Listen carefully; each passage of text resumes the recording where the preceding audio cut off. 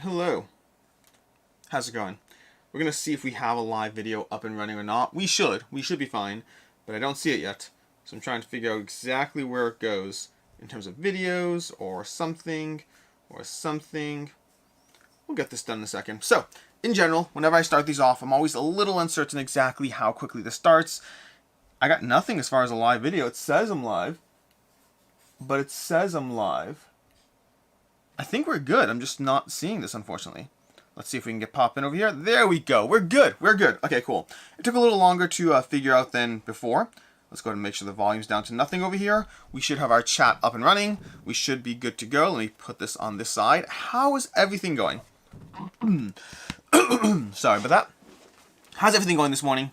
We have our live Q&A up and running. Seth Wiseman, good morning. Seth, good to see you. How are things over there? So, I don't have a particular topic for today. I'm going to go ahead. I really should get one of those. I should do a countdown thing. That makes sense. I don't do a countdown thing on these live streams. So the back end of YouTube is always a different conversation as far as the things you can do and can't do. By the way, if there is an echo, let me know. There shouldn't be, but I always have to mess with settings and things. Anyways, the back end of YouTube is always an interesting balance of learning the various tools and things at your disposal. Learning everything. From how to schedule content to the tools you use, the adjustments you make. It's all tech stuff, and the problem is a lot of the time you're doing enough other things that the tech stuff only takes priority when you are, the tech stuff only takes priority when it's right before the live stream. Speaking of which, Stacy, good morning. How are you? Meg, would you like a countdown? Meg, I was thinking of you because I know we did countdowns over on Twitch, and so we'll talk. I'll figure it out. Don't do anything yet. I appreciate it, by the way. You're awesome. Evishan, good morning. Though it's 4 p.m. here. Good morning. Ixor, good morning. Have you ever played Tabletop Simulator? If so, how do you like it? And would you ever like to play a game online sometime? So I have played Tabletop Simulator and Board Game Arena and Yukata and Tabletopia. I've played all of them. I do play games online here and there. I don't love playing games online. It's not my preferred go-to. I do it. Like I have like a Patreon group over where we do once a month gameplays. I reluctantly do it most of the time. It can be fun and it's a good way to interact with people that you otherwise can't interact with, but it's certainly not my go-to. Stacy, no echo, sound is good. Perfect. Yeah, every time you go through these, for context, the reason there's sometimes an echo is the way, when I'm doing Twitch, when I'm doing Camp Co-op and playing games online, there's different audio settings. And if I forget to change them between playing, Gloomhaven last night and doing my live stream Wednesday morning, well then, if I forget to change them, then we have echoes. That's a big problem. I need to get used to all the different things, the better stuff, and just ways to be more on top of things. A countdown timer is something I should probably add over here. I also need to figure out one of the balances they have is, and it just takes research. It takes a few minutes of research. It's all good. But one of the balances I have is, I know like Dice Tower, when they do live streams, like it'll be scheduled, a week in advance. I'm going to go mute my phone. Give me a second here. Let me just mute my phone over here. Dun, dun, dun, dun, dun. Do not disturb. Perfect. Okay. So, I know that when there's the possibility of scheduling something in advance so you can see it. When I do this on Streamlabs, I just have to go live right away. There's probably ways to mess around and do things. I just have to take the time to properly research them, and then they'll happen. Just like everything else in life, it's always just a balance of figuring stuff out and adding more to your skill set. Creaky Gate, good morning from the UK. Good afternoon for the UK, that is. Good morning for me, good afternoon. I need to visit the UK. I've never been to England. I've never been to the UK, which is a shame, by the way, because my father's from England. I've never actually been to England. I probably should go. UK Games Expo seems like a good excuse to go. I might try to go to UK Games Expo next year. Not I might try. I'll definitely try. Whether or not it happens is a different story.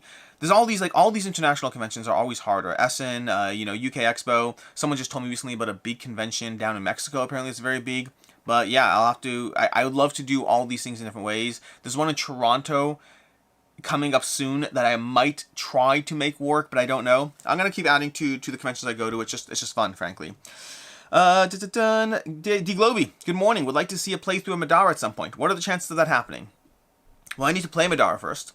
Actually, the truth is, now that I think about it, Madara is on the list. Going back to Twitch and Camp Co-op and all that. I'm going through a lot of different games on Twitch, campaign games and whatnot. Some myself, some with my wife, some with Meg. And one of the ones on our list is Madara. One of the games that's on our list to play through is Madara at some point. I don't know when it happens, but the chances are medium high-ish for it to happen at some point.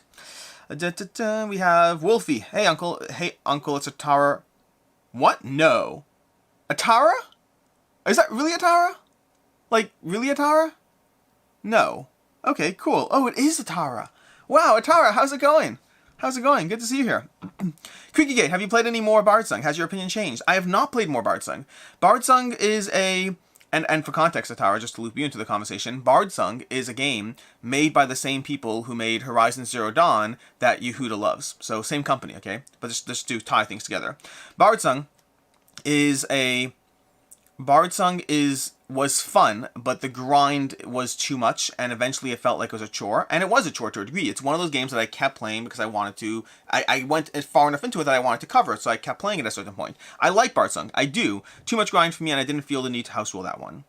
Ralvins, good morning, Alex. Do you ever get Dark Rituals to the table? No, Ralvins. Sadly, I did not. That was a very hard one for me. I really wanted to table it. I spent a lot of time learning the rules, prepping it, setting it up. It's one of those games that just didn't get tabled. I've had these games in my life a lot over time. It happened with Too Many Bones for years until I tabled it. It happened with Mage Knight for years until I tabled it.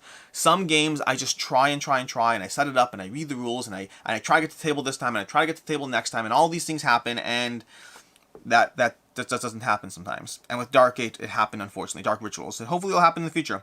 Cultist, greetings from Poland. Stacy, UK, Poland, US, Canada, nice. Yeah, I'd love to go to all of them in some different way and shape. And I mean, travel is something I never liked. Never. Like, I was always a stay-at-home person. My idea of a good vacation is staying at home, reading a book, playing a board game, watching TV show, some good food. That's my idea of a vacation. I'm fairly boring. Or at least I was fairly boring. Now I want to travel the world.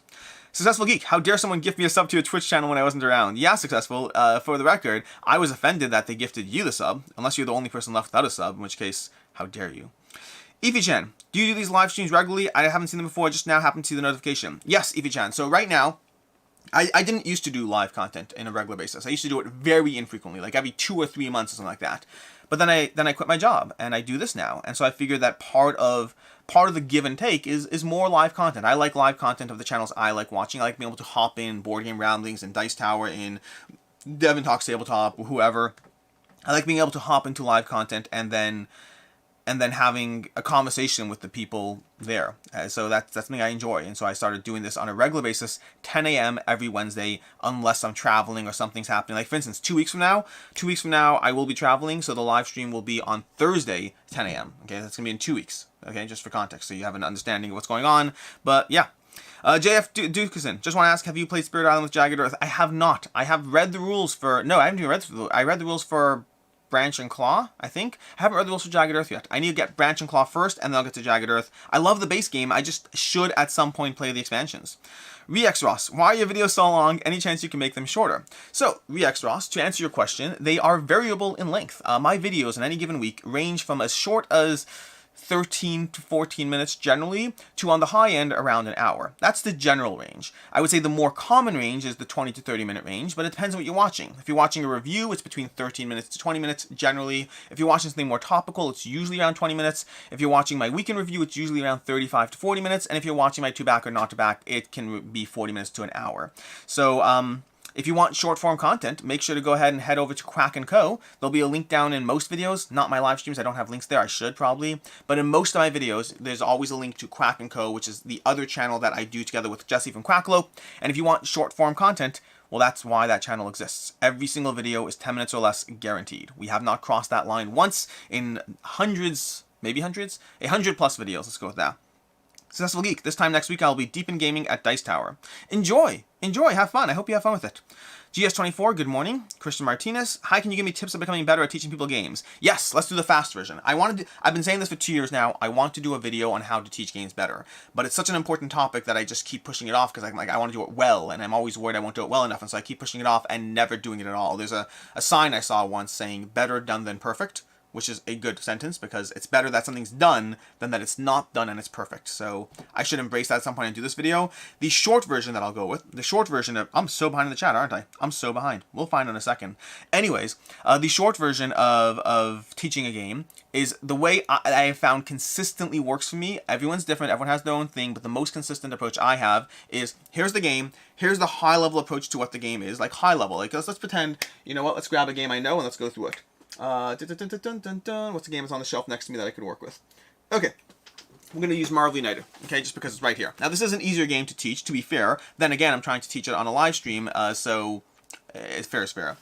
Marvel United. Marvel United is going to be a cooperative game in which we are all playing as the heroes, trying to take down the bad guys before we ultimately lose. The way you're going to win the game is you have to take down the bad guy. The problem is the bad guy is indestructible until you accomplish 2 of these 3 goals. Here are the goals we're trying to accomplish. Here's what we're trying to do in order so that we can win. Now that we've covered how you win, let's go into the turn structure. The turn structure is on your turn. You're going to have 3 cards in your hand. You're going to play a card down, and you're going to chain the symbols off one another. You'll resolve those symbols, and here's how each of those symbols resolve, and then it's going to be the next person's turn. Every 3 turns, the bad guy is going to act and take their turn, and they're going to try to hurt us. We're going to go round and around the cycle until eventually we lose the game, or we accomplish those 2 goals and make sure that we can now take down the bad guy, at which point we start dealing damage to the bad guy and calling it a day. Meaning, what I just did there, sequence-wise, which works well for me, is sequence-wise, and it works better if you have the pieces in front of you, obviously, but sequence-wise is I go with a high-level overview of what the game is, how you win the game, and then turn structure. That's it. High-level overview, how you win the game, turn structure, and then covering points as they come up. That, I find, is consistently what works best. I find people often will teach a game by like trying to teach a million concepts. I'm like, I don't even know what my turn looks like. I don't know how I win. Congratulations. When I do this thing, these 3 things cascade. I don't know the context as to why that matters. So that's the short version. Again, overview, how you win, turn structure, and the rest of the details from there. Mika Pearson, what is an RP? I don't know what the RP is. What is an RP that you haven't seen but would like to be used in a board game? I don't know what an RP is. Professor Meg, Midara is on the list. Meg, we have such a long list and it's getting longer. We have to figure things out. Wolfie, yeah, it's me. Good to see you, Wolfie. Successful Geek, I would love to play Midara on TTS with you sometime. The little I tried was amazing. Successful, do you know how to play Midara? If we play Midara on TTS, could you teach me Midara? Because if so, let's make this happen. Let's make this happen like ASAP. Ivan, hi Alex, I'm building a game right now. I have a demo of the mechanics now and I do want your opinion. For investing in the mini designs, how can I have it? Shoot me an email at alex@boardgameco.com. I'm going to give you a heads up and a warning right now. I don't heavily invest time and energy into things that aren't really happening. Like I try to get involved in the, hey, this game is more finished. I'm happy to have a short conversation about things, but I always want to help as much as I can. The balance is helping too much before something hits a final design. It's very taxing, and I want to do more than I practically can. But shoot me an email. Successful Geek, did you see the rumor that SFG is buying Dia Games and bringing Euthia back to Kickstarter late July? Successful Geek, no comment. Ivan Aurelia, although I'm curious, where was that rumor? I'm curious where the rumor was, but no comment is my comment. Ivan, cheers from Mexico. I also use all your opinions to buy new games. Appreciate it, Ivan. I do heavily advise people to have at least 2 sources of opinions for who they use, unless you align with me a lot. If you align with me heavily, use me. If you don't align with me 100%, I do recommend having at least 2 sources of people you trust, because if you like both of them, if both of them like a game, get the game. If one of them doesn't, then do a heavy deep dive into whether the game is for you or not, and if both of them don't, then don't. I just find multiple opinions. It takes the stress off me. It means that I can dislike a game that might be great, and at least you'll have another opinion. I can love a game that might not be for you, and at least you'll have another opinion. I just don't like being the sole decision point for other people. Beyond Boom. Hi Alex, curious the categorization buckets you use when deciding X game replaces Y as a favorite. Is it simply mechanism? So, in terms of replacing games, the very short version of how I choose to replace a game is, do I see myself ever picking this game over that game? That's the question. Now, it's a little more complicated what leads to that decision, but that's the short version. What leads to that decision often is the general feeling a game gives me in terms of mechanics, playtime, and player count. Okay, mechanics, playtime, and player count, and game weight, although those tend to go along with each other to a degree. Basically, like a good example would be a game like I got rid of Maglev Metro. I got rid of Maglev Metro because Maglev Metro played best at 3 as a 2-hour-ish Euro game that, yeah, as a 2-hour mid-weight Euro game that plays best at 3. And there's so many other games in that category, and I like Maglev Metro. I think it's a great game. But there's so many other games in that best with 3, 2 hours plus category, that midweight Euro, that I just don't see myself picking it. I'd rather play Lorenzo Magnifico. I'd rather play Coimbra. I'd rather play Food Chain Magnate. That's a little heavier, though. I'd rather play Bora Bora. I'd rather play a million Stefan Feld games. And there are a lot of games that Golem. I'd rather play Golem. I'd rather play Gentis. There are so many games in this category that are 4.5s to me that a 4 is not going to cut it in that specific category. There are many other categories where a 4 will cut it. So practically speaking, after playing Maglev multiple times, I was like, this is a fun game. I really like it. I don't think I'd ever pick this over those other games. Even though they feel differently mechanically, the weight and playtime were enough for me.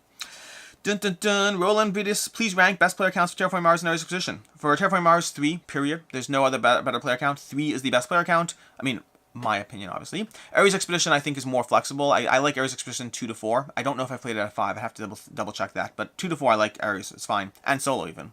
GS24, what are you currently backing? Septima, Skyrise, or both? Just Skyrise from those. Septima, to me, was not intriguing enough to back it. I liked it, but I don't see myself picking it to play. I should play it more, to be fair. But it's where it is right now. I don't see myself playing it more. Food Fights. Morning, sir. What's been the biggest positive and biggest negative since going to conjugation full time? Dun dun dun. The biggest positive. Biggest positive is not completely cramming my day with way too many things. The degree to which I was pushing myself when I was trying to do a full-time job and all the stuff here, every day, like not every day, but like multiple times per week, I would just go up to my wife and I'd be like, I can't do this. I can't do this forever. I was having a lot of fun. I was enjoying myself. Everything I was very grateful for. But the physical exertion on myself was just too much. It was just too much. I was pushing myself too hard for a very long time while trying to make this thing grow while managing a full-time job. It was too much for me. I mean, I was able to do it for 2 years, but there was a tax to pay. That's the biggest positive. So not having that pressure. The biggest negative, I don't know if there's inherently negatives. There's not a lot of negatives. I would say that I like being busy. Intentionally, I do. And sometimes without having the pressure of all the things that have to happen, some time does get ambiently wasted. Not a lot. I do fill my time. Like one of the reasons I've taken up Twitch and heavily invested in Twitch is so that I can always be productive and busy. Productive and busy doing the things that I like. That's a big disclaimer over there. I'm not like trying to, I'm a workaholic, but I'm a workaholic in the sense that I like scheduling my time. If you ever watched Friends, there's a particular episode that always resonated with me. It's where they're having 2 parties and Monica is having a party and she's like, everything's scheduled. We're going to play this time. We're going to play that game. We're going to do this. Everyone's going to have fun exactly like this. That's me. I like fun, but I like scheduling my fun. I'm going to have movie night here. I'm going to play these 4 games here. I'm going to have my content where I play this. I'm going to sit down and have a coffee here. I like things scheduled. I can be spontaneous, but it's not my go-to. My go-to is scheduled fun. And so I would say that there's a degree of ambient time wasting that does happen now that there's less things trying to be crammed into a job, into a day. But I don't know. I mean, there's probably other negatives, but I guess there's some financial stress, some degree, not a lot. Thankfully, when I put out a video saying I quit, thankfully I had a lot of people jump on board on Patreon, and it really, it took a degree of financial stress that I thought would be this much, and it lowered it to this much. It's still there, because I don't know how taxes will play out, and things like healthcare and taxes, there's these unknowns that are there. But I thought I was going to be losing money every single month, and I went to, I'm not losing money every month, but what about the big expenses? So there's a degree of financial stress, not a lot. I'm very, very, overall quality of life, significantly through the roof. Creaky Gate, whereabouts in England is your family from? Good question. I don't know. So, and that might sound like a weird question, like it's my father, right? I'm not going to heavily get into it, but I will say that his upbringing was iffy enough that it's not something we talk about a lot. That's all I'll say. It's more his business than mine, but it's something that I don't ever pry for information. Whatever information I've gotten over the years has been because he decided to share it, and I don't heavily go into it. Sam Hugo, Successful Geek, where did you get this rumor from?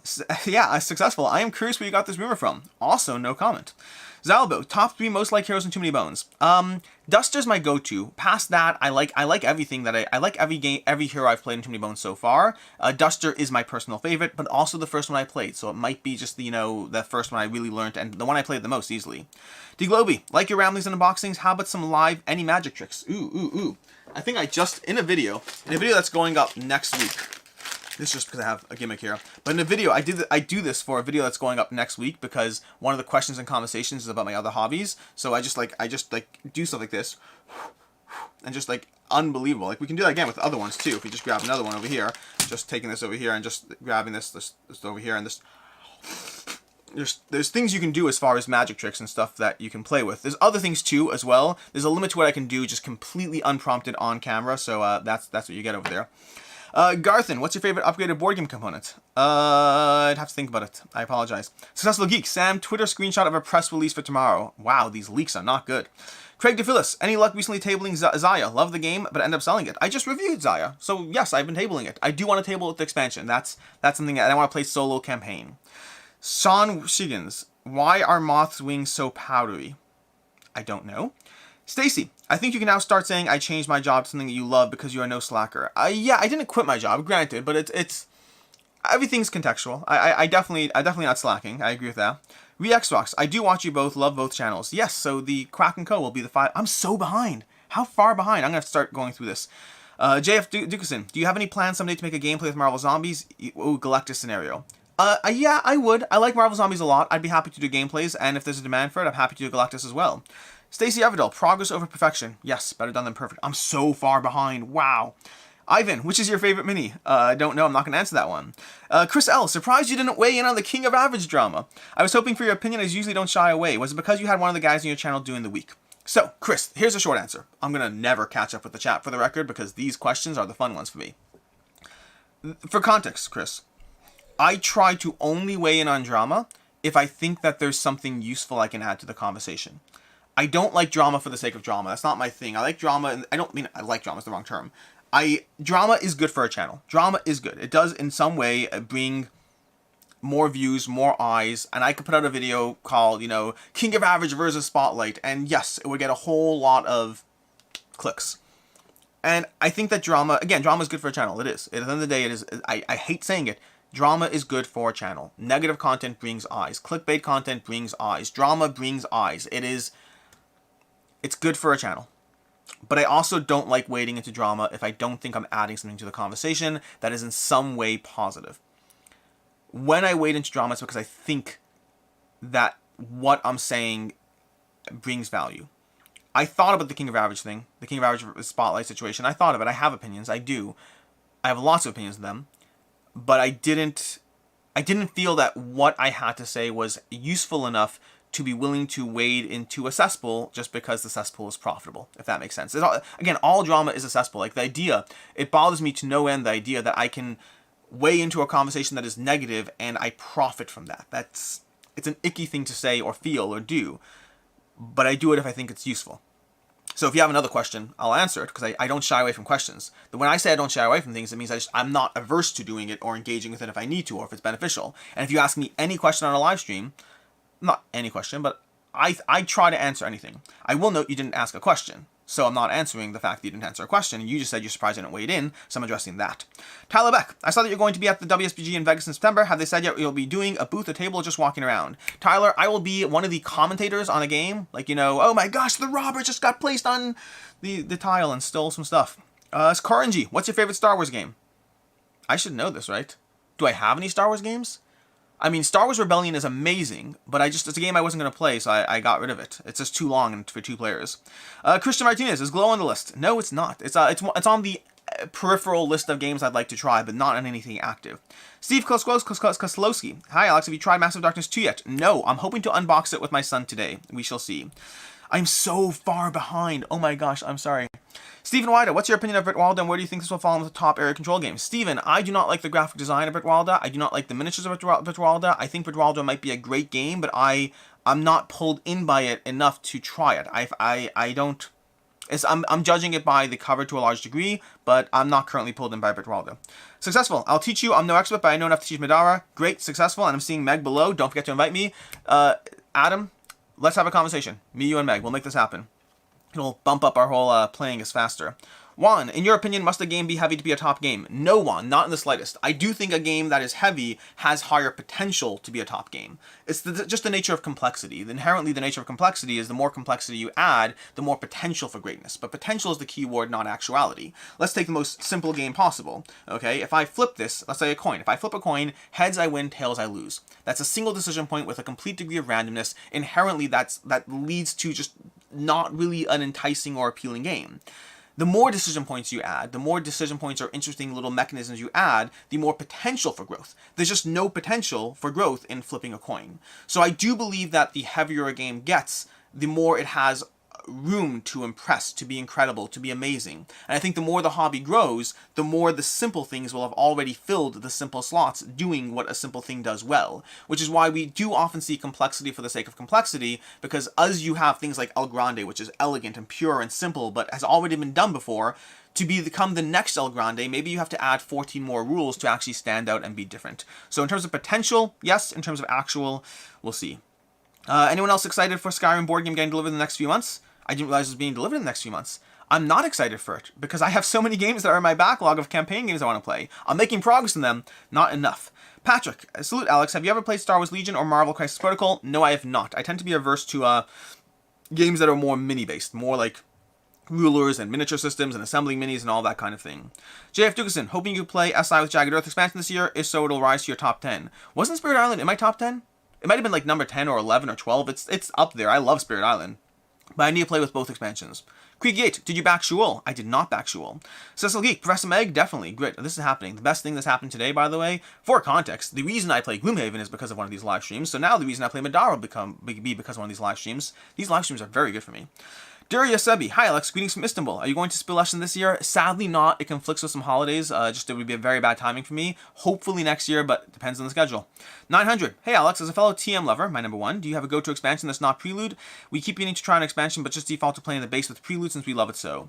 I think the only, it's funny, actually I have a video going up on Quack&Co shortly about expansions you don't need. And in that is basically all the Terraforming Mars expansions except Prelude.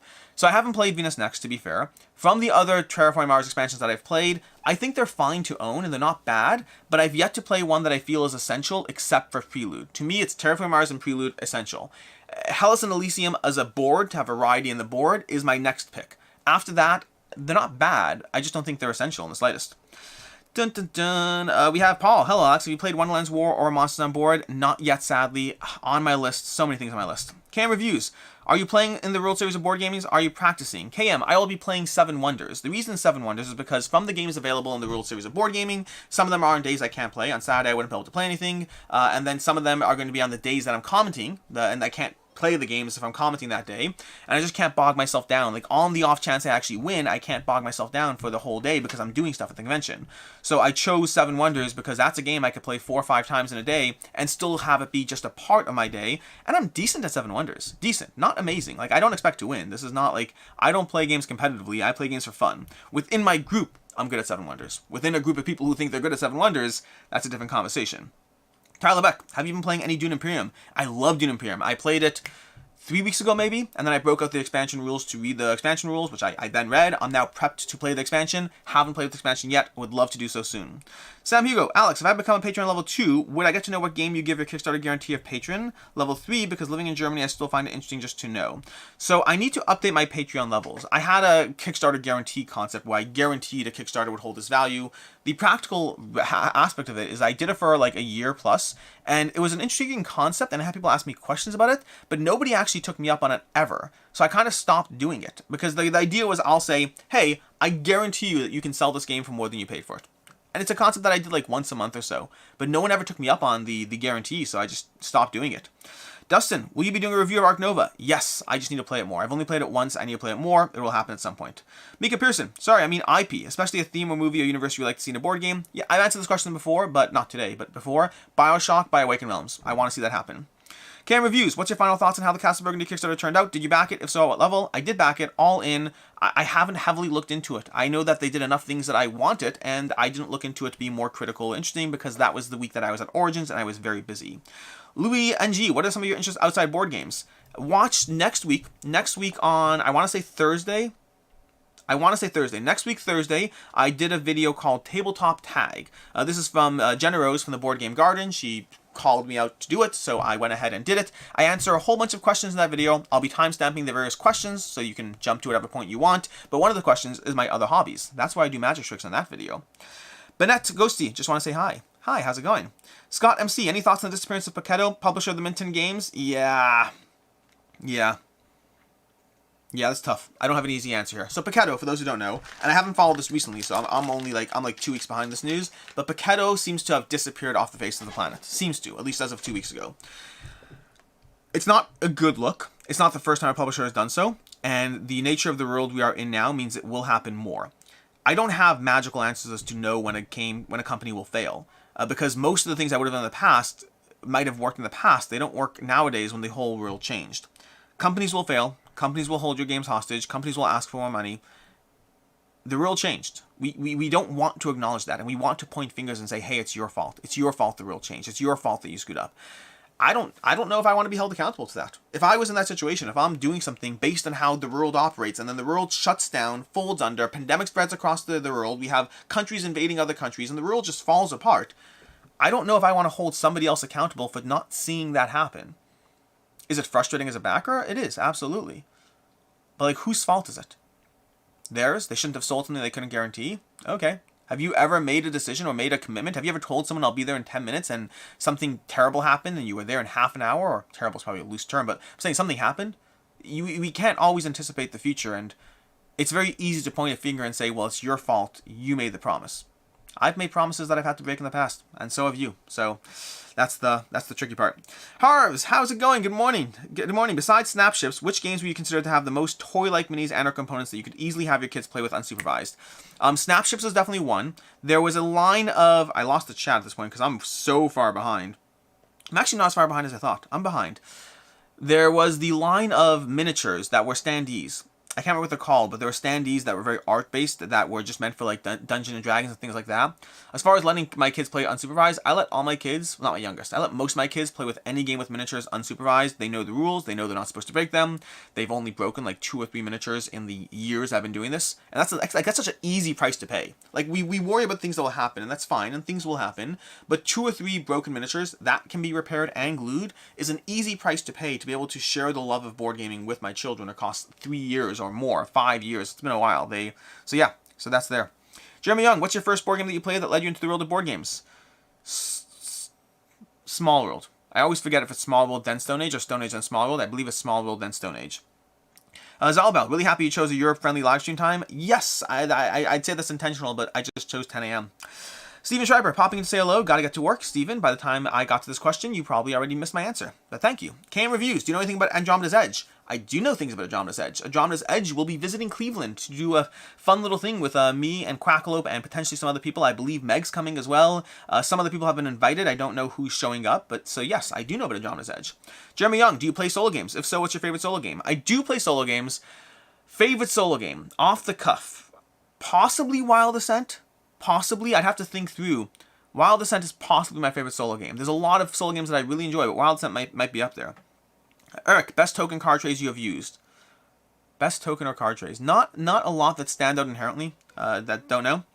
Grey Fox, would you say Marvel Dice Throne is your favorite version of Dice Throne? Just played it. It was awesome. I like the Marvel IP and I like Dice Throne, so yes, I would say it is. Successful Geek, I thought you never don't answer questions. How can you say no comment about Euthia? Because Successful, the way I say things like, where did you hear that, and no comment, is an answer. Just for the record. I sometimes get information. The nature of my job is that I could get information, and some of that information is not mine to share. Realistically speaking, the most responsible thing to do would be to have ignored your question entirely and pretend I didn't see it.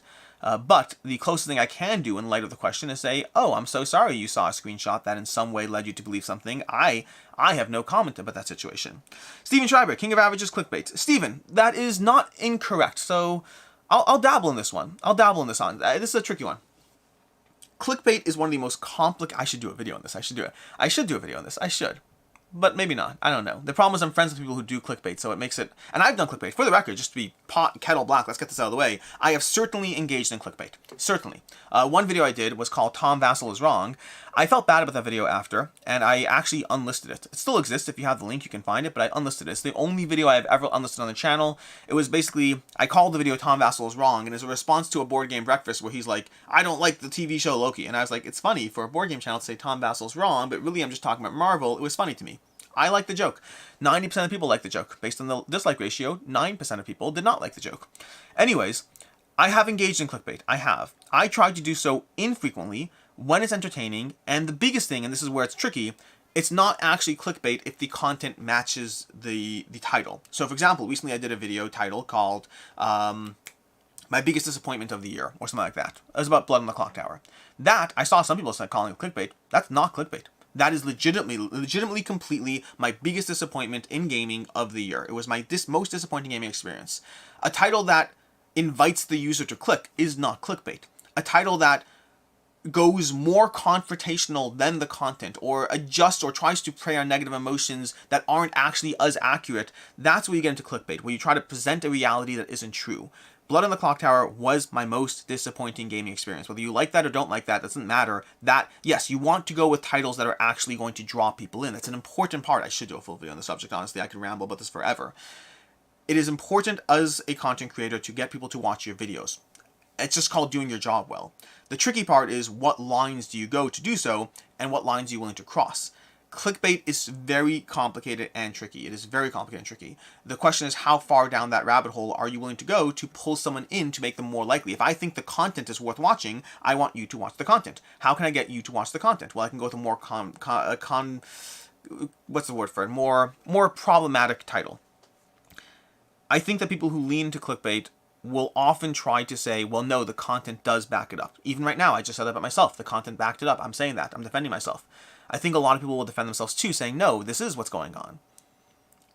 I think at the end of the day, the audience will decide whether they feel betrayed enough or feel preyed upon enough, whether they like that content creator and their content. I think the content creators have to decide how they want to approach their content. Even something like negative content. Even the fact that I'll do a top 10 list of, like, the top 10 worst games I played in 2021. Okay, I'll do that. And to me, that's an interesting conversation, but some people will be like, wow, this BoardGameCo guy just likes negative content. The audience will have to decide what they want from that content creator. And the content creators will have to decide how they want to adjust or modulate what they do based on the audience feedback that they get. You will curate the audience that likes what you do over time. If you don't change, then you'll just curate your audience to whatever it is that you like doing.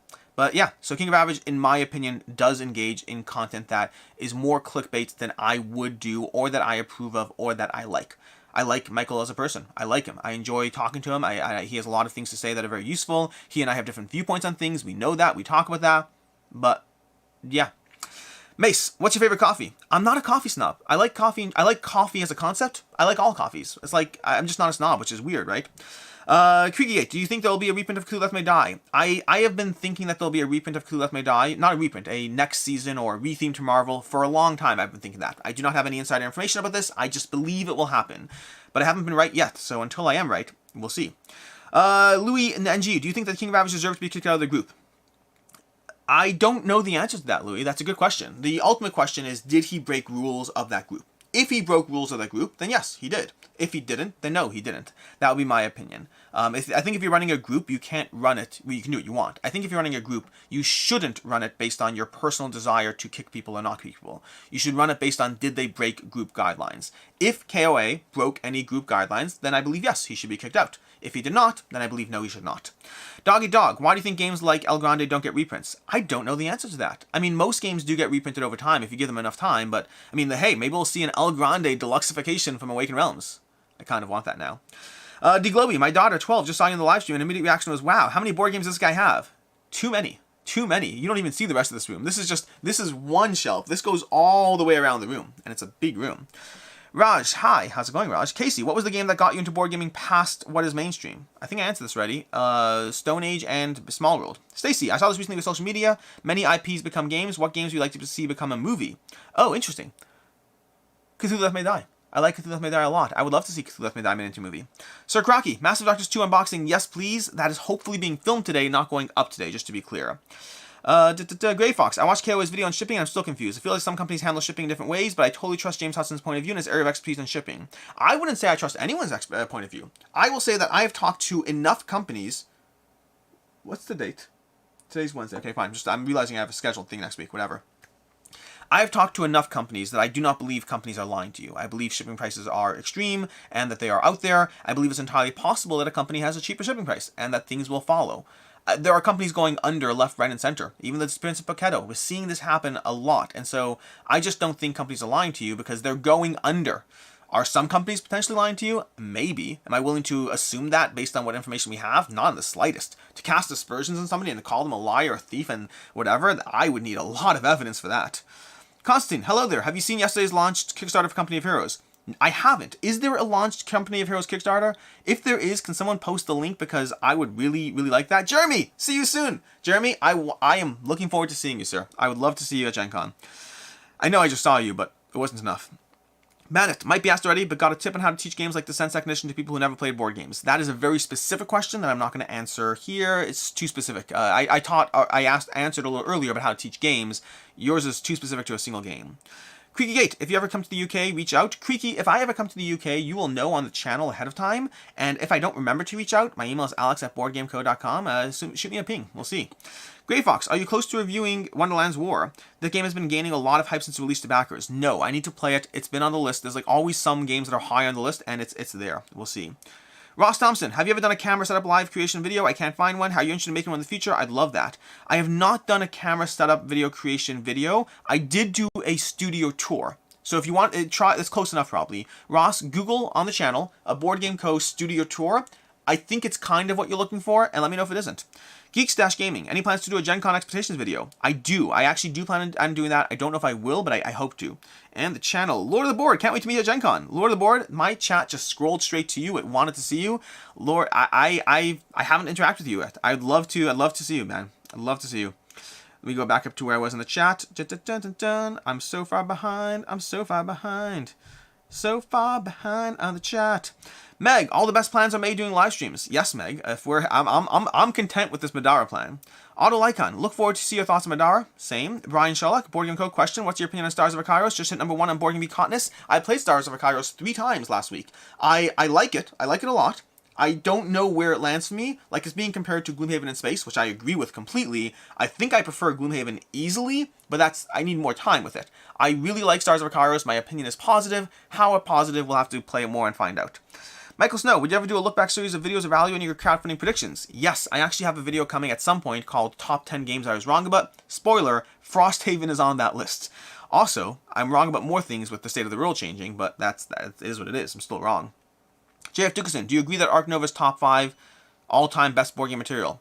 I mean, that's a relative question. For me, it's absolutely not. I like Ark Nova. It is nowhere near that category. For you, maybe. For the general board game space, well, that's going to be determined by the general board game space.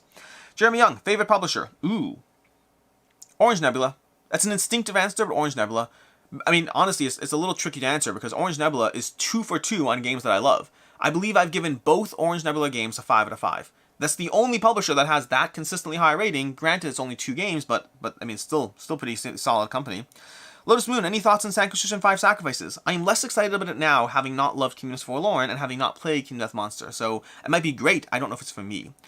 Oscar Held, greetings from Estonia, your favorite Root faction and why? Lord of the Hundreds from the most recent Root faction, but that's also honestly just based on, no, you know what, I'm going to take it back. I was going to say Lord of the Hundreds because it's the most recent one that I've really enjoyed and I kind of want to play it more, but honestly the Irie. I love the programming of the Irie. It really calls to the way I play games. Alex Nord, hey man, what game do you play the most? I know that is tough, but just right now. Well, right now, Gloomhaven, because we're doing it every Tuesday and Thursday over on Twitch. Link in the description of most of my videos. Camp Co-op is the name of the channel. 8:30 p.m. Eastern Standard Time. Martin Frenchie, based on the latest Kickstarter opinion piece, can we expect more videos about you getting through the backlog? Which backlog? I'm not sure what you're referring to. Alejandro, Alex, didn't you review Tainted Grail? No, I have played Tainted Grail once so far. I plan on diving into it more. I liked it based on the one play I have, but I need to play it a whole lot more, because that's a campaign game. Greetings from Italy. I want to thank you. I'm a solo gamer, and in March 2020, your top 10 solo games video is a stepping stone to my diving into this hobby. Luca, that is very nice. Thank you for saying that. I appreciate it. A fun fact, I actually have on my list. I don't know when it's happening because I want. Speaking of which, those 2 questions work well. I want to continue playing Tainted Grail and 1 or 2 other games, but I do plan on getting into. Playing a few more solo games, and then redoing my top 10 solo games video. Kevin, Secret Jesse, are you going to enter my upcoming giveaway? Hint, hint. I don't know what that is. I don't know the hint, hint. I mean, I should just look at Jesse's channel and all the stuff he's going on, because Jesse's a madman with his giveaways. I'm going to skip a few questions over here just because I need to catch up. Chris Ray, Endless Winter gameplay soon? I don't know. Endless Winter, yes. Gameplay, I don't know. Jeremy Young, view and back kit following GameFound Path. Jeremy, you can find all my information on this on a podcast I did with Crowdfunding Nerds where we talk about this. Short version is I'm skeptical, but I also see that a lot of companies believe in it, so I'm curious. Keep in mind I was skeptical about GameFound 2 until I saw what they were doing. Jeremy Howard, Keekstash, thank you. Prepare for MVM Top 50. Ooh, nice. I like the MVM Top list. It's always fun to see like a bunch of opinions together. Nosfer Talktown, long-time follower of your channel, started watching Quack because of you. How profitable was the merging of your channels? Profitable is an interesting word. I would say beneficial, but it's impossible to tell. Both Quack and I started doing content together and a lot of collaborations when we were both growing in the board game space. Collaborations in YouTube are a big thing, and it's how a lot of companies and channels grow, because you're just sharing audiences, you're merging audiences. It does result in a little bit of degree of like, resistance, because like I watch you, not you, and so sometimes there's a degree of like, I didn't come here for you, but overall they're generally good for the channels. I would say there is no question in my mind that Jesse and I have both benefited each other from the fact that we do this. Also, he's now my friend who moved to town and lives a block away from me, so very beneficial, I'd say. So, Chris L, second, do you think... Wait, second, is there a first? Okay, you said you retracted a message, so I'm going to ignore what you retracted. Chris L, do you think the King of Average's findings were valid and true about some companies falsifying shipping prices? Did he say that some companies are falsifying shipping prices? He said that, if I recall correctly, I watched the video, he said that he found shipping prices that were like 12K, which he then rounded down to 10 for the sake of the video, which is not a good time for rounding. He found some companies that said they had shipping prices at 12K. There are many other companies that have shipping prices at 20K or whatever. Just the fact that one company got a better deal one time doesn't make me think that anyone's lying. Keep in mind, KOA did a whole video defending Shadowborn Games and their shipping prices. Does he think Shadowborn Games is lying? Lying is a very big accusation. I'd have to see evidence of that. Yeah. Jeremy Howard, clickbait is part of the YouTube algorithm. As long as the content matches exactly what it says and it's totally different, I'm good. Some folks really get tricky with it. Jeremy, I 100% agree. I am fine with clickbait no matter how egregious it is if it matches the content. When it doesn't, I start tuning out. There are channels I've stopped watching or unsubscribed from or just watch less of their content because I just know that everything is the next greatest emergency that's ever going to hit planet Earth. And I just don't believe that. Luke L had to unsubscribe from Quack and Co. and from Quack and KOA for knowing clickbait. Luke, you should 100% unsubscribe from any channel that you do not like the content or the way they approach it. Even mine, 100%. It's up to the content creator to learn their audience, to adjust or not, and what will happen will happen. I like Quack, I like KOA. If you don't like their content, don't unsubscribe. And again, same with me as well. Riverdale, people don't like clickbait because they're afraid to admit they're just fish. TJ, so that is something that I agree with to a degree, but I think both things are true. When I click on a video, because your video title is the greatest drama to happen in board games ever, the problem is you're appealing to my baser emotions. And now I have to make a decision of, I know you're trying to get me to appeal to your baser emotions. I know you're trying to pull me in, but what if there's also a good news piece here? So now you've taken away my normal decision points of, is this something I want to watch or now? And you forced me into a state of just guessing and hoping that you're trustworthy. So I don't think it's necessarily that people are just sheeple who can't resist clickbait. I think that there might be good content there. There might be good content, and maybe you're trying to make it more appealing. And now I just don't know anymore. And so then when I click on it, and if I don't think the content's good, I feel a little betrayed. I feel like you forced me into a no-win situation. I could intentionally ignore it to prove that clickbait doesn't work, or I could click on it hoping that you're being in some way genuine. It's just an icky feeling. It's an icky feeling. Ben, what are the 3 most complex games you've played? Do you enjoy any of them? Yeah, I played the 3 most complex. Most complex, I don't know for sure, but offhand, without thinking about it too much, I would say Lisboa, Food Chain Magnet. I like Indonesia, but it's been a while. Like Splatter games, I haven't played any Mind Clash games. I'd have to think through what the heaviest games are. Like Golem's a heavy game, but is it the heaviest? I don't think so. I would say once a game hits a certain threshold of heaviness, there is a drop-off ratio for me where it's more likely that I won't like it, but also I might. It might be like so incredible. I think there are some incredible heavy games, and there are some heavy games that feel like it's just too much. Cam reviews. So Blood on the Clock Tower was disappointing for the year. What's the most disappointing game you played of all time? That's a hard question to answer, and it depends on if you're comparing the experience, which I specifically used experience as the word, or game. Blood on the Clock Tower was not the worst game I've played. It was the worst experience I had. There's a difference between the two. The experience around Blood on the Clock Tower, I don't like the Blood on the Clock Tower game, to be clear, but it wasn't the worst game I played, not by a long shot. The overall experience and the situations around it, and the fact that I was stuck there, made it worse. Like, one of the worst games I ever played is a game that I didn't have to play for 2 hours. I played it for half an hour, and I was like, that was a bad game. I don't need to go back to that. So there's been a bunch of games that I thought were bad, but I usually don't feel the need to keep playing them past that half an hour mark, which makes them less disappointing on overall. Riddle Sphinx, good morning. I hope your coffee is delicious this morning. My coffee is delicious every morning.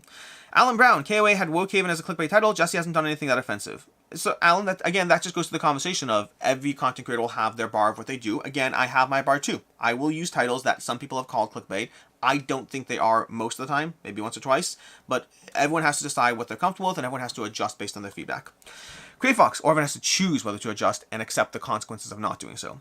Crackle was infamous for his clickbait, but to be fair to him, Jesse's got it a whole lot better since the blowback. He did clickbait very intentionally and over the top doing his vlogs for a while. I personally believe, this is a personal opinion, biased because I'm his friend, but I personally believe his content drifts towards a more salacious title to a degree, but I think the particularly offensive clickbait was more reserved for vlogs, and he stopped doing that based on feedback. Seth, saw your video on Zaya, you clearly love it. Will you consider it your favorite roll and move? Wait, what? I guess it is a roll and move. Huh. I never thought of Zaya as a roll and move. That's interesting. Wow. Yeah, it's my favorite roll and move then. Jeremy Howard, they literally give clickbait classes to improve engagement. Great thumbnails drive clicks. It works. People say they don't like it. They click anyways and comment. Yeah. It's important to engage in titles and thumbnails that pull in your audience, and then it's important to manage your audience's desires. Justin Hunt, nice playing Stars of Icarus last week. Thanks for hosting. Justin, hey, how's it going? Yes, you see, got confirmation that I played Stars of Icarus. Matt Kutrick, I love Destinies, but eventually all the gameplay is burned through with nothing left. I find myself hoarding the expansions without playing them for this reason. Any games you do this with? No. When I play through Destinies, when I finish playing through Destinies, I will get rid of it, or wait for the next content expansion, whatever. Destinies is not a game I feel the need to replay through, and I don't keep games that I don't think I'm playing. Nosfer, you see, the problem is now we're having the clickbait conversation in round 2 because I'm catching up to the comments. Had to unstop and stop watching King of Average because of how bad the clickbait is and the toxic of his attitude and comment. I don't. Again, I like KOA's content. I don't disagree with what you're saying. Riddle Sphinx, playmats or no playmats? For me, no playmats, but that's because I've never found a storage solution that works well enough. I've had people send me things, I haven't executed on them. Brian Schmidt, Disney Sorcerer's Arena or Super Fantasy Brawl? Super Fantasy Brawl for me, but I haven't fully played through enough Sorcerer's Arena to comment accurately, because it's a tier system as far as how they introduce the content. Then we go Lord of the Board. We saw it. It's such a tricky balance with clickbait. Yeah, it is. KM Reviews. I want to see an Ethnos reprint from Awakened Realms. An Ethnos? Oh yeah, Ethnos. Oh my gosh. Talk about a board game that needs to be better art, production, all that. Blake Ridgway. Are you going to do any coverage in Company of Heroes 2nd Edition? Is it on Kickstarter right now? On GameFound, I tried finding it and didn't. Jonathan Rose, look forward to the MD2 coverage. We'll have that soon. Varame, have you played Tricarian already? No, sadly, it's in shrink up there. I really need to. JB, how would you score Project Elite? I love Project Elite, but I haven't played it in 2.5 years. Instinctively, I'm going to say this. Project Elite is a 4+ for me. I want to rate it higher, but I need to play it. I need to play it more. Alan Brown, some companies are definitely charging for freight too, though. Yes, that's true. I'm not having a conversation about that. I'm just having a conversation with the fact that freight's expensive. Successful Geek, at some point, everyone who takes YouTube seriously will go too far over the edge on clickbait. If not, I think the channel has no chance to get big. That said, if they always do it, it's a problem. Yeah, I wouldn't disagree with that. Again, I've engaged with it to minimal degrees. Again, my opinion, minimal degrees at times because it could be good. Pierre Gunetet, how would you score Arc Nova? Right now, 4 to 5, but I need to play it more. Kim Klisick, which days will you be at Gen Con? Thursday and Friday. Friday till like 2 p.m. only. I'm just there for. I'm not gonna be over Saturday this time. I'm gonna be heading home, and I won't be coming back Sunday, unfortunately. Michael Bell, message retracted. Harvs, Paula Deming is going to be at the World Series of Board Games. Please try not to fanboy too much. Paula is excellent, but I will try not to fanboy. Board Game Garden, hey Sam. Hey Board Game Garden, realize you're in the chat. I don't know if you missed it, but my board game tag is going up next Thursday, I want to say.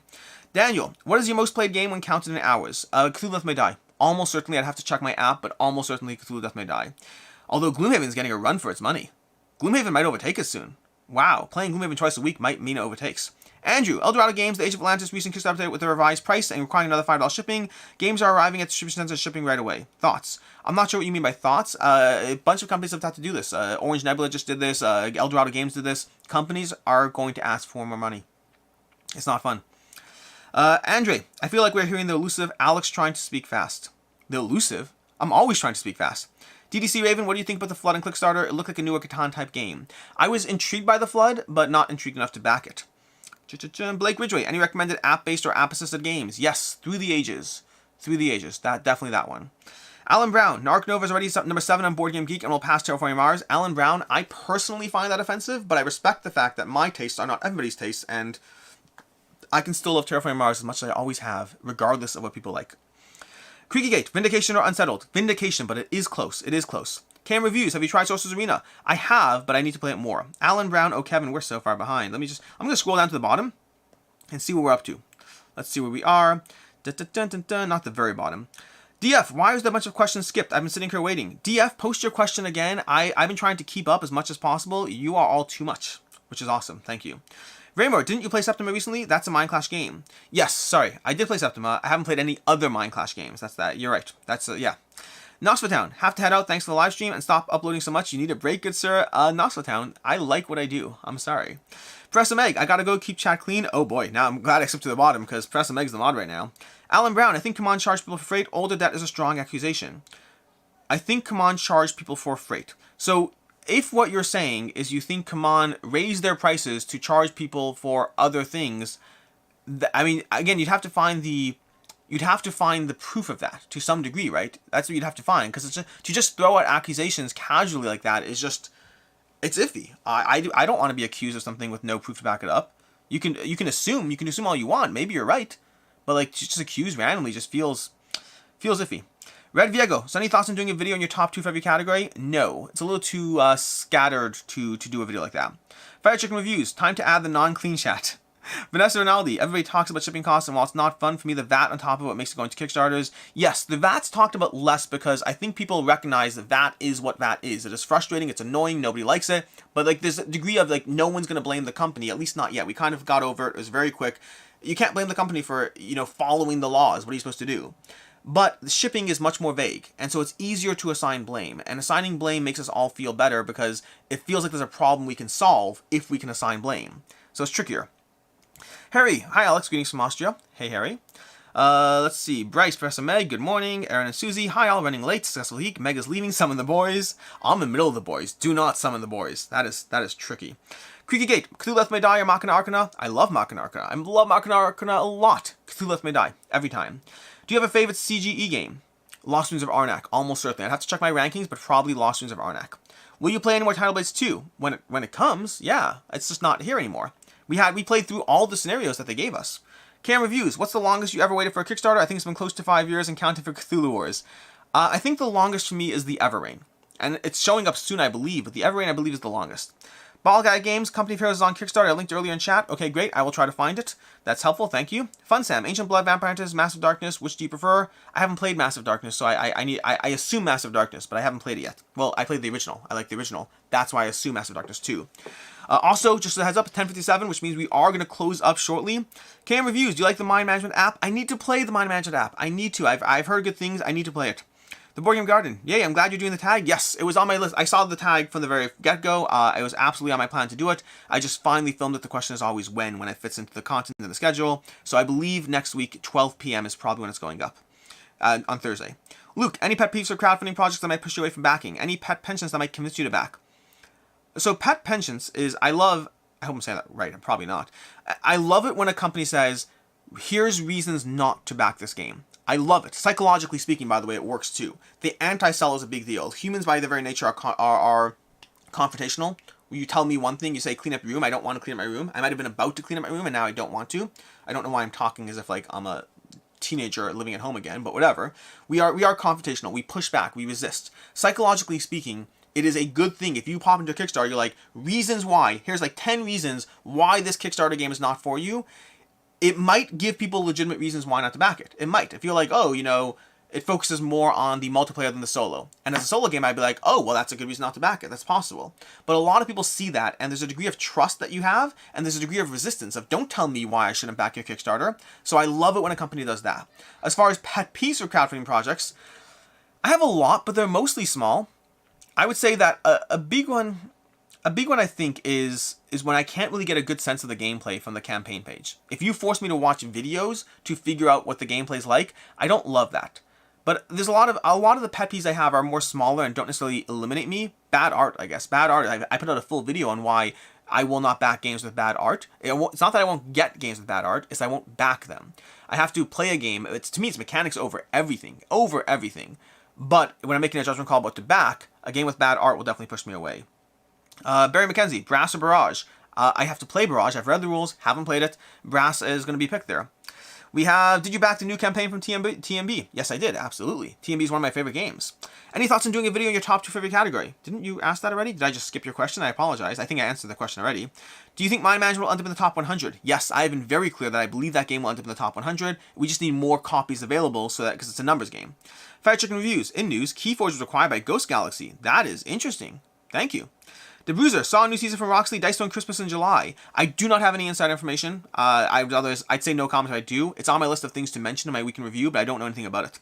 Viper, the most mature thing James Derrick could have done is sit down and have an actual conversation with KOA instead of just power tripping blocking him. I'm going to address this one. Let's address this one. No, this is a big one. Okay, so we're back on the KOA spotlight drama. If I do X, let's say the thing that I do is I make board games as a company, and I sell board games. And a very large YouTuber puts out a video saying it's all scams and lying and the biggest scam in the board game industry, and then proceeds to accuse most companies of lying and manipulating prices and trying to intentionally scam you, while putting a little comment disclaimer saying not all companies are bad, by the way, while the entire video is mostly attacking other companies and accusing them with no evidence whatsoever of just bad intent. I'd feel pretty bad about that. You're right, by the way. Of course the correct answer is to not in any way escalate the situation. Of course it is. Sometimes people will do things that are the wrong thing when you attack them to a large degree. When you make them really, like, it was, from their stance, what KOA did was not cool. Should they have reacted more calmly about it? Yes, 100%. Should they have not engaged in any degree of attacking? 100%. Do we sometimes as human beings make the wrong decisions because we're under the influence of our emotions? Yeah. Like, I do it all the time. I've reacted poorly in situations when I feel attacked by people, 100%. You can find evidence of it on the internet. It's not like a hidden thing. We're human. I think multiple people have made mistakes in that situation. I disagree with a lot of people in that situation. I like all the people in that situation. Life's complicated. Hello, Alex. What do you think about the sequel of Inish? If you're referring to the Space sequel, I am very, very, very, very ready to be let down. Yeah. And this is one of my favorite games of all time. I don't anticipate this living up. It might, in which case, great, amazing. But like, what's the sequel to Kemet? Yucatan. Yucatan's great. Also, it's not Kemet, which shouldn't be a surprise to me because Kemet's amazing. So I'm excited, but also expecting to be let down. Creaky Gate, you're doing a grand job with the chat. Thank you. I also have to skip a bunch. Alan Brown, well, if Come On isn't charging for freight, then how is a base game box $50 ship and $140 for wave one, for one wave? If Come On isn't charging for, I'm not saying they're not charging. Wait, just to be clear. Are you saying they're charging for freight, or they're charging for freight from past campaigns? I'm okay with however they calculate their shipping based on the fact that shipping has gone up. Meaning, if just because you're saying freight versus final cost, they've had to absorb significantly extra cost because of the state of the world. If you're saying it's about prior campaigns, that's a different conversation. If you're saying it's about this campaign, I don't care if they charge for freight. Brian Schmidt, 186 people watching, only 26 likes. That's right. Go ahead and like the chat. I'm going to go ahead and like it from my chat. Boom, I just added a like. Okay, go ahead and like the video. Thank you. Thank you, Brian, for having my back. Chris L., a nice question, I promise. And just to be clear, Chris, if you've asked any questions that weren't nice that I skipped, I do not skip questions to avoid them, period. If I want to avoid a question, I will see a question and I'll say, I don't want to answer this. I will never skip a question with the intention... Yeah, I think I'm willing to commit to that. I will never skip a question with the intention of ignoring the question. If I don't want to engage with it, then I'll say so. Otherwise, I skipped it because I just have to skip it. Anyways, going back to your question, what is the most important aspect of a board game cafe? I don't like board game cafes, so I don't have a good answer. I would say welcoming and engaging staff that can really help guide the patronage to the right games that they're looking for, not the right games that the staff member might want to suggest. I think that's probably the most important element. Daniel, did you already announce the giveaway winners, the ones related to content creators? Yes, this past Saturday on the Week in Review. Successful Geek, not sure I'll buy more IP Dice Stone games, even though I love it. Yeah, even the current Dice Stone I thought was too much, but my wife likes Dice Stone more than I do, so it was easy. Charles, I've been skipped 2 Q&As in a row, lol. Charles, ironically, I see this one, not the other ones. Anything I skip is just me trying to catch up. Post your question again, hopefully I get to it, although we are ending soon, so sorry. Nidamira, Skyrise, Rolling Heights, Phoenicians of Rome, which one is best for 2 to 4 players? Skyrise is fine with 2, but I like it with more. Rolling Heights is great. I think it's best. Rolling Heights is great, best of 3, but it works at 2, and 3, and 4. And Foundations of Rome is excellent at 2, 3, and 4. So I think Skyrise, I would say 3 and 4 are better. Rolling Heights, 3 is best, but all player counts work. And Foundations of Rome, I like all of them, and I don't have strong preference. Actually, no. Foundations of Rome, I think 2 and 3 I like more. 4 is a little bit more crowded. I like 2 and 3 more. Luke L, any insight from Spiritfire? No, I don't have any insider. None, not whatsoever. They like me, but I haven't got anything extra. Red Viego, are there any games out there that you backed that you felt like the final product fell short? Yeah, a ton. Do you mean component-wise or gameplay-wise? A ton of games I've backed that the final product fell short. That happens all the time. The Board Game Garden, have you seen the game Redwood by Sit Down Games, Alex? It's beautiful. No, but now I need to go look into it. Oh, Redwood. Is that their upcoming game? If it's their upcoming game, I will be covering it. I believe so. Sit Down Games. Yeah, Sit Down. I believe I'm covering that. JF Dukeson, Charles saying the third time was a success. Yeah, apologies for any skips. We had too much chat today. Too much. Y'all are too much. I appreciate it. Barry McKenzie, favorite T-Series game? I haven't played most of them, so I'm going to go with Sulkin.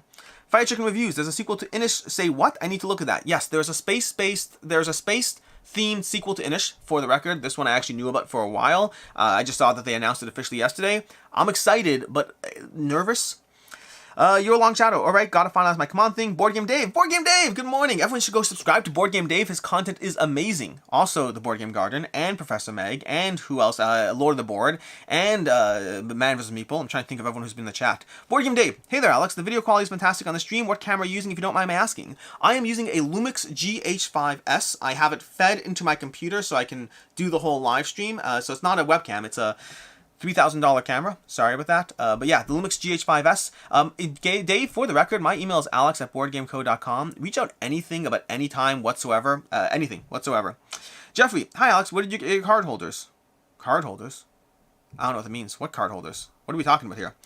JF Dukeson, like the video, thank you. Alan Brown, I wasn't accusing Command of charging for past campaigns. I think it's ridiculous. I think that since they have to be charging for freight, they should say that. I don't know if they're charging for freight. I don't think that they have to say that. I don't know who makes the rules around what you're allowed to count. I'm not saying computational. I'm saying genuinely. Like, I mean, freight's a massive cost. That cost has to be absorbed somewhere, right? I think of it as a shipping cost. Maybe it shouldn't be. Listen, I hear what you're saying. I'm glad we're at least on the same page now, but I understand what your viewpoint is. I don't know if I share it, but I understand it.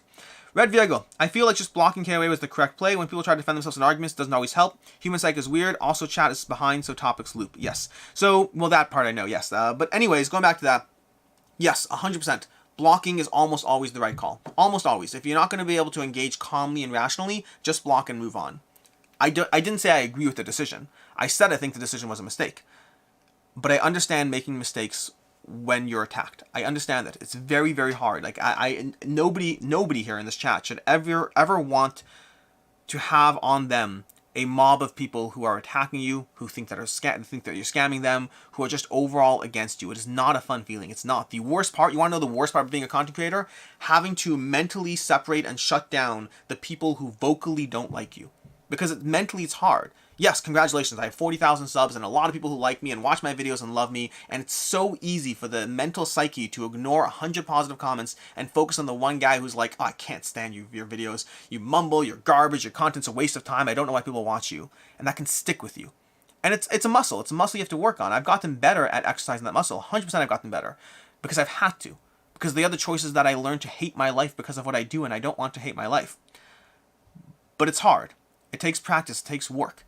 It is hard to be attacked and not feel attacked.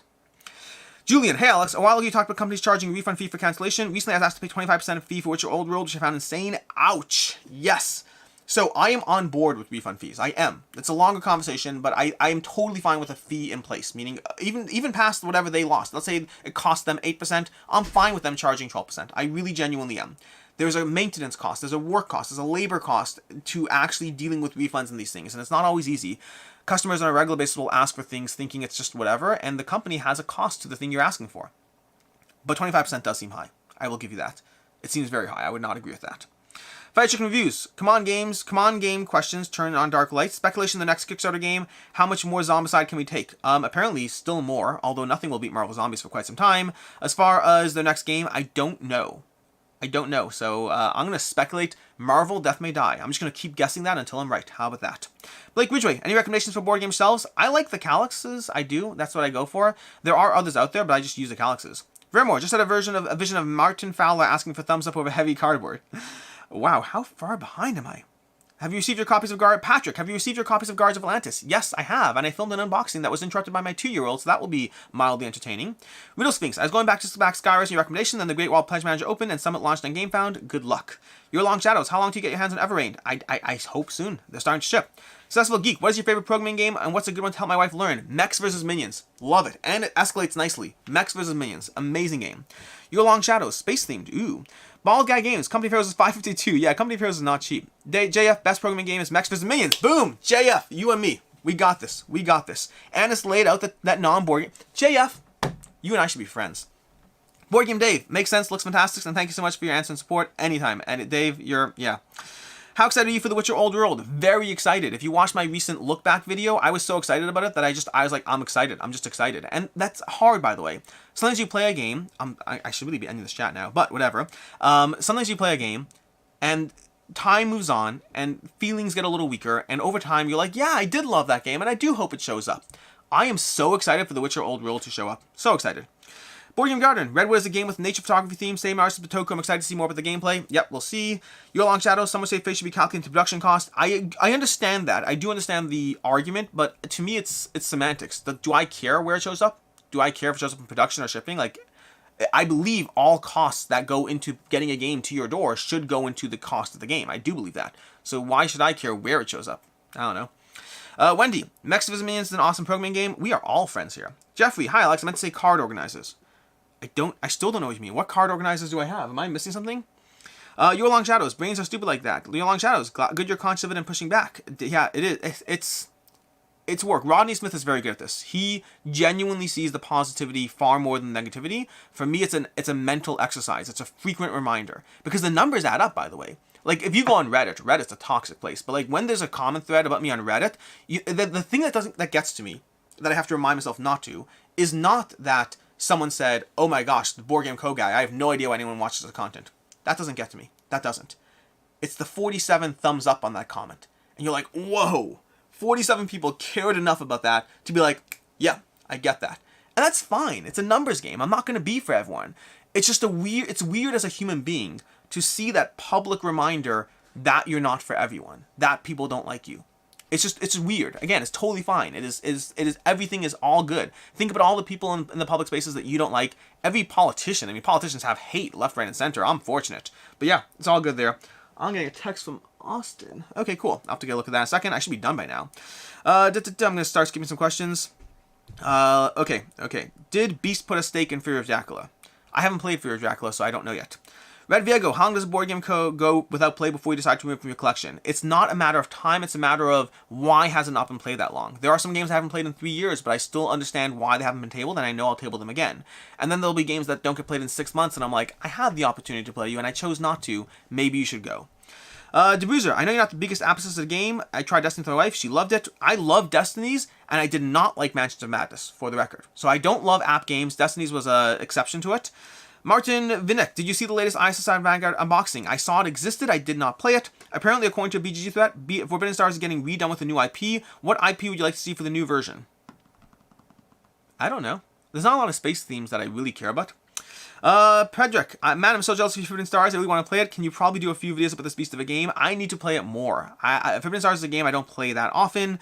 Your Long Shadows. Politicians mostly deserve the hate, though.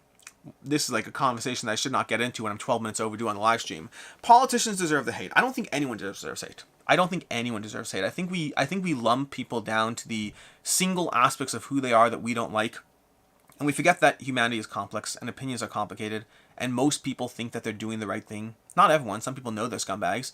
Most people are navigating life thinking they're doing the right thing. And we degrade them to like the single aspect of who they are that we don't like.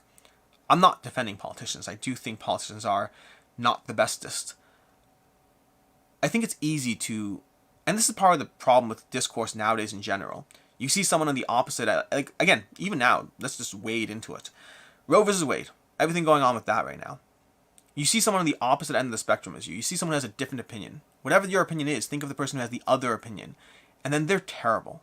They're the worst. They're horrific human beings that we forget for a second that they might be decent people who look at things differently than us.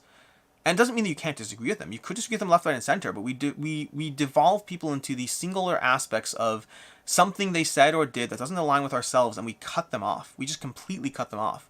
They don't deserve to be right in any way, shape, or form. They're the worst form of humanity because of X, Y, and Z. They're also just trying to do the right thing. Most people are. Not everyone, but most people are trying to do the right thing. Most people are trying to go with whatever form of morality that backs them up. And even if they're wrong, their intents often aren't. And so we can disagree with what they do, but we shouldn't vilify someone who's trying to do the right thing. And it's complicated. It's a lot more complicated. It's a lot more complicated than diving into this at the end of a live stream that's 14 minutes overdue, where I won't heavily be able to talk back at the chat after this. There's a video I highly recommend, and I've recommended this video before, but it's a video I highly recommend watching. It's a Saturday Night Live video called The Evil Contest with Dwayne "The Rock" Johnson. And the end of the video is stupid. The last 30 seconds you can ignore. It's not the point of the video. But the whole nature of the video is about having a contest, about trying to come up with the most evil invention. And the reason I love the video is because it's so over the top and ridiculous in what the video is and what evil is that we forget sometimes that most evil is not actually evil. It's just people with motivations that we don't necessarily agree with. And true evil, that video is over the top and crazy because they actually present something that really is horrifically evil. And I've always loved that video because I think people are complicated and judgments are easy. And it makes the world a harder place. And with that bright, positive note, I'm going to go ahead and end this live stream. Thank you all for being here. I appreciate it as always. I like the chats. They're an opportunity to have conversations. I appreciate all of you. Thank you so much for being here. Thank you for keeping this completely flooded. I'm sorry to any questions I did not get to. I will be back next Wednesday, 10 a.m., same usual time, continuing the process of trying to just answer everything. And until next time, I'm Alex Radcliffe from BoardGameCo, and I hope you have a good one. For the record, I did just see that Meg's back, so hi Meg, and